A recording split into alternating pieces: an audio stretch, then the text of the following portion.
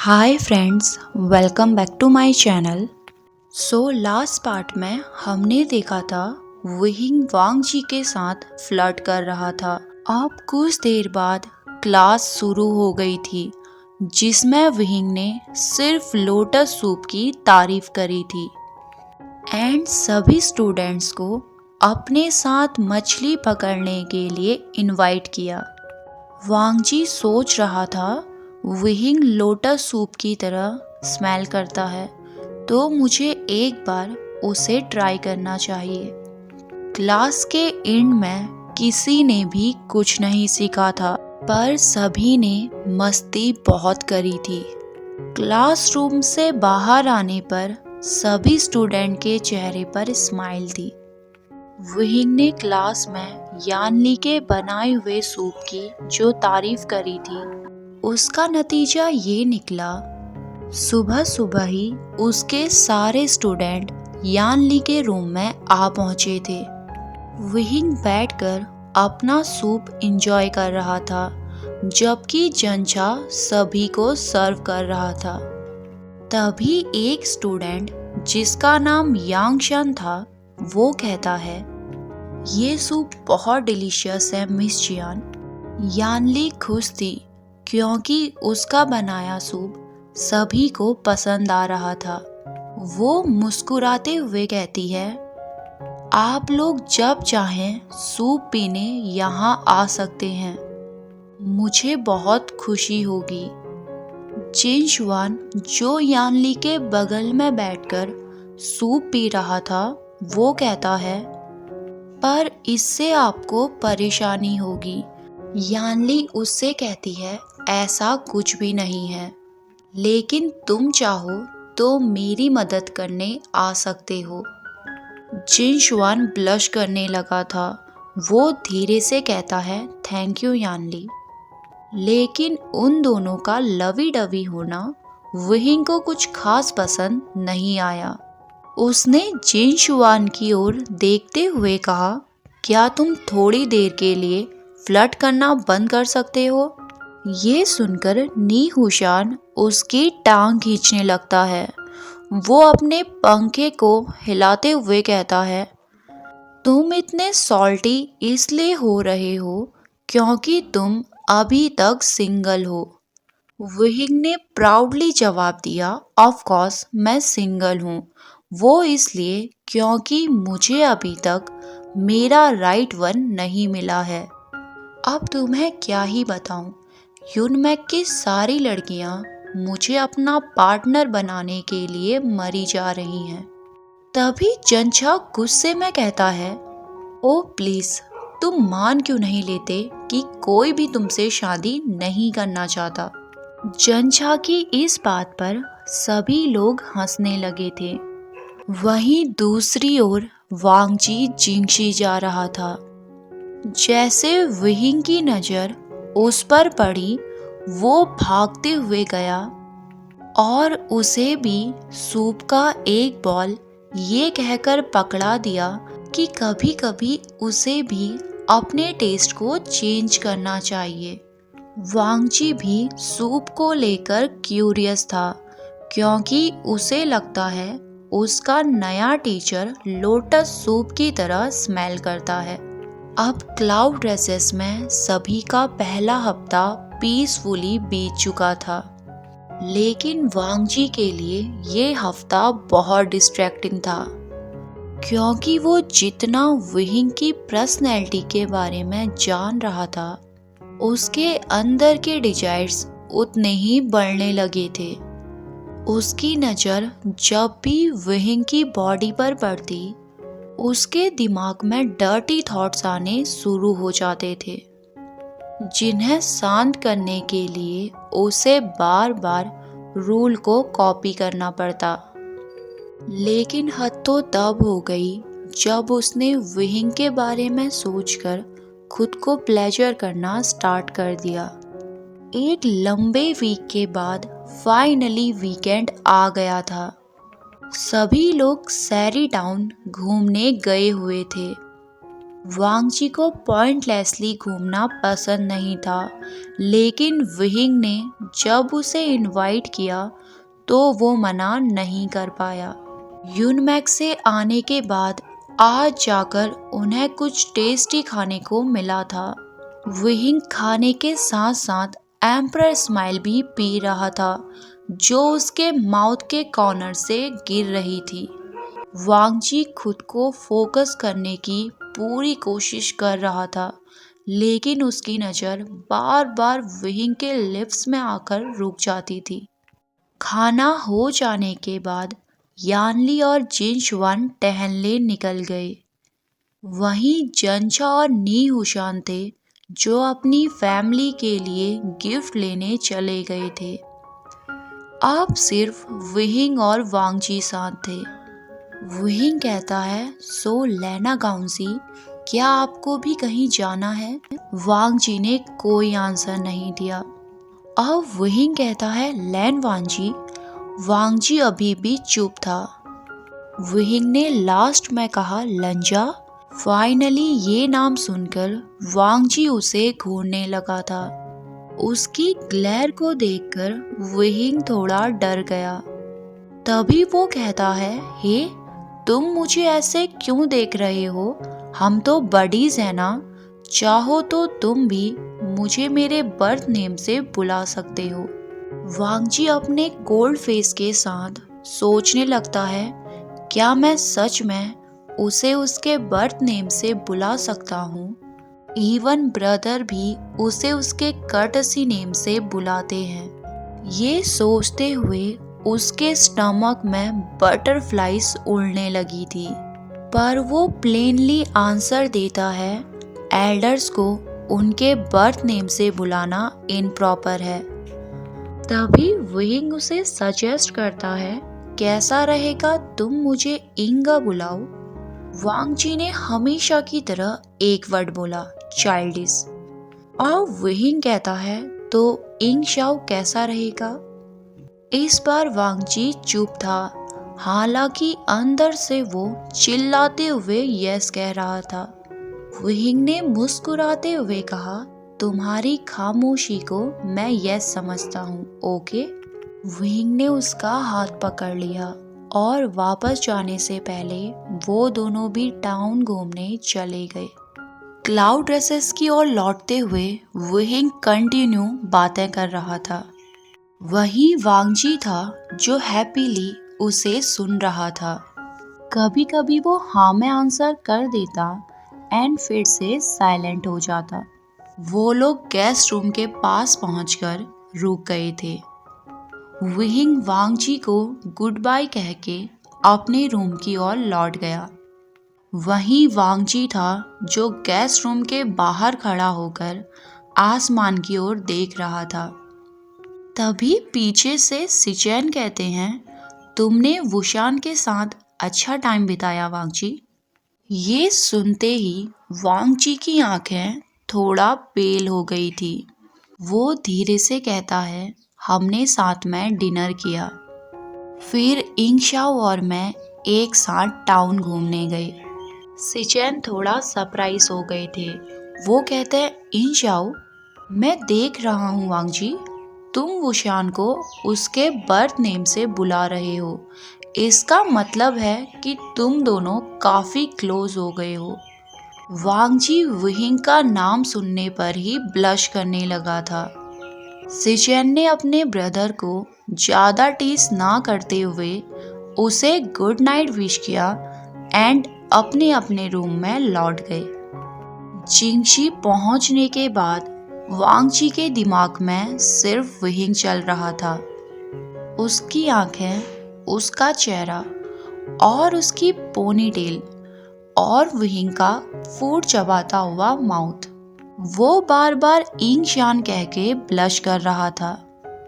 वो नहीं चाहता था कि उसके अलावा कोई और विहिंग को उसके बर्थ नेम से बुलाए। वहीं दूसरी ओर विहिंग था जो एम्परर स्माइल पीते हुए सोच रहा था, लंजा एक गुड लिसनर है। अगर कोशिश की जाए तो वो एक अच्छा दोस्त बन सकता है। दूसरे दिन विहिंग ने अपनी मॉर्निंग क्लास मिस कर दी थी, जिस वजह से वांग जी लाख कोशिशों के बाद भी अपने माइंड को कंट्रोल नहीं कर पा रहा था। वो सोच रहा था कहीं विहिंग क्लाउड रेसेस में गुम तो नहीं हो गया। ऐसे ही 2 क्लासेस खत्म हो गई थी और लंच टाइम हो गया था, लेकिन अभी तक विहिंग का कोई अता पता नहीं चला। विहिंग के बिना वांग जी का 1 मिनट गुजरना भी पूरी सदी के बराबर हो रहा था। आखिरकार वो सिचेन के पास चला गया विहिंग के बारे में पता करने, पर अनफॉर्चुनेटली उन्हें भी कोई आइडिया नहीं था। वो वांग जी को सजेस्ट करते हैं कि तुम खुद जाकर उसके कमरे में चेक कर लो, लेकिन वांग जी ने मना कर दिया और वो फिर से जाकर अपनी सीट पर बैठ गया। वहीं दूसरी ओर विहिंग था जो घोड़े बेचकर सोया हुआ था। तभी उसके डोर पर नॉक होता है। बाहर लैंड डिसिपल था जो दरवाजा खटखटाते हुए कह रहा था, वी काउंग जी, डाइनिंग टेबल में सिचेन आपको ढूंढ रहे हैं। विहिंग अभी भी आधी नींद में था। वो अपनी स्लीपी टोन में कहता है, सिचेन मुझे क्यों ढूंढ रहे हैं? डोर के बाहर से आवाज आई, क्योंकि दोपहर हो गई है और आपने अभी तक कुछ नहीं खाया। ये सुनकर विहिंग फाइनली जाग गया था। उसने जल्दी अपने कपड़े पहने और भागता हुआ डाइनिंग हॉल की ओर चला गया। वहां पहुंचते ही सबसे पहले वो ग्रैंड मास्टर और सिचेन को गुड मॉर्निंग विश करता है। तभी सिचेन उसे कहते हैं, ऑलरेडी दोपहर हो गई है उशान। विहिंग ने ऑकवर्डली स्माइल करते हुए कहा, I am sorry old man, तुम तो मेरी स्लीपिंग बैड हैबिट जानते ही हो। अब वो सिचेन से कहता है, बाय द वे मैंने सुना था कि तुम मुझे ढूंढ रहे थे। तभी सिचेन कहते हैं, ओ हाँ, तुमने ब्रेकफास्ट और लंच नहीं किया था, इसलिए वांग जी तुम्हारे लिए वरीड था। सिचेन की इस बात पर कुरेन शॉक हो गया था, क्योंकि ये पहली बार था जो वांग जी किसी के लिए वरीड हो। जब विहिंग ने अपनी नजरें घुमाकर वांग जी की ओर देखा, वो ऐसा प्रिटेंड कर रहा था जैसे उसने अभी तक विहिंग को नोटिस ही ना किया हो। उन दोनों को ऐसे देखकर सिचेन सीक्रेटली मुस्कुरा रहे थे। सिचेन के लिए वांग जी एक खुली किताब की तरह था, जिसे पढ़ना उनके लिए कोई बड़ी बात नहीं थी। लंच के बाद वांग जी और सिचेन लाइब्रेरी की ओर जा रहे थे। तभी सिचेन कहते हैं, वुशान अपने कमरे में सोया हुआ था। वांग जी के एक्सप्रेशन कोल्ड थे। वो सोच रहा था, क्या वो दोपहर तक सोया हुआ था? अब सिचेन कहते हैं, एक्चुअली वो आधी रात तक जागा रहता है और सुबह लेट उठता है। मुझे अभी भी याद है, डिसिपल हमेशा उसे 7 बजे से उठाना शुरू करते थे, तब जाकर वो 10 बजे उठता था। उसने हमेशा से अपनी मॉर्निंग क्लासेस मिस करी हैं। बाय द वे, तुम वुशान को क्यों ढूंढ रहे थे वांग जी? वांग जी थोड़ा नर्वस हो गया था, क्योंकि उसे नहीं पता था कि वो कैसे एक्सप्लेन करे। वो धीरे से कहता है, मुझे लगा वो अभी यहाँ नया है, इसलिए शायद खो गया होगा। सिचेन इस बात पर मुस्कुराने लगे, क्योंकि आज से पहले उन्होंने वांग जी को किसी और के लिए वरीड होते नहीं देखा।